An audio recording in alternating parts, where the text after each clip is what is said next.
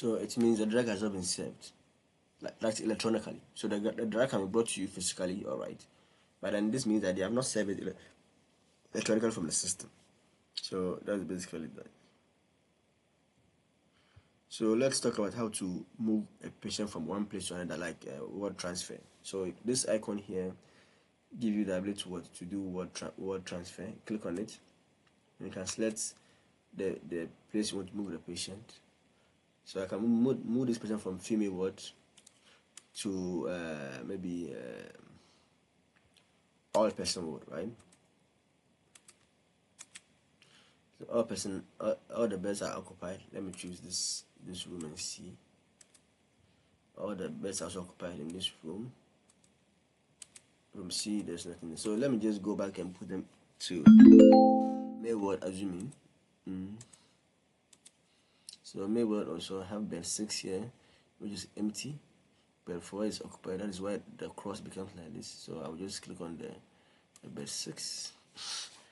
I'll save patient. So the patient has left the bed 3 and then has moved to male ward, bed 6. Where is bed 6? This is bed 6, right? So this is the same patient, Adama Abubakar.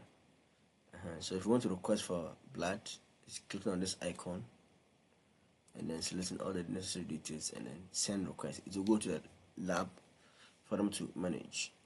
But before this will show, there should be settings that has to be done. Set the price of each test, each blood type that you want. All the prices have to be done first before you see. So if you don't see it, means that it has not been done, right? So that is that. You can add new vital from here. Click on new, this one, and then fill the vital just like as I showed you earlier in the other video. So this is how you, what do you call it, you deal with an inpatient. Everything should remain the same, nothing has changed much. So your focus should be on the nurse's note and then charting of the drugs. Some people also enter the nurse's care plan, so you just enter everything here. With the nurse's care plan, you have to save from here before you come and save from here, right? So whatever you add, you can add as many care plans as possible.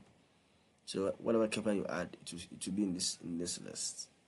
Some also enter progress note. I don't really know what that's the difference between progress note and nurse's note. But then at the end of the day, it depends on whatever you want to choose. You can just choose only the nurse's notes only, or enter all of them, right? So we have the treatment sheet for patient who brought their drugs from the outside. So if the patient is admitted who came with his or her own drugs, you can add the drugs here.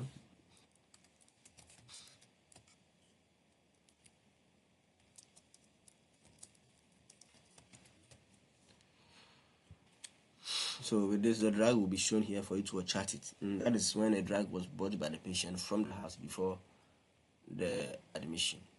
So everything remains the same, nothing has changed. Anytime you chart drugs, you can actually click this icon here to see the time that was given. Or you can also find it from the history by clicking on the patient history and coming to treatment sheet. With the treatment sheet here, you can click on the time and you know the nurse who did the work, right? So this part gives you the time of the other person, but if you want to do Kokwansa and then know, you just click the patient history and here click on it and know exactly who actually did the administration of the drug. So if you want to discharge this patient, you click on this. If you are authorized to discharge, you see the patient is on 135, as you can see from here.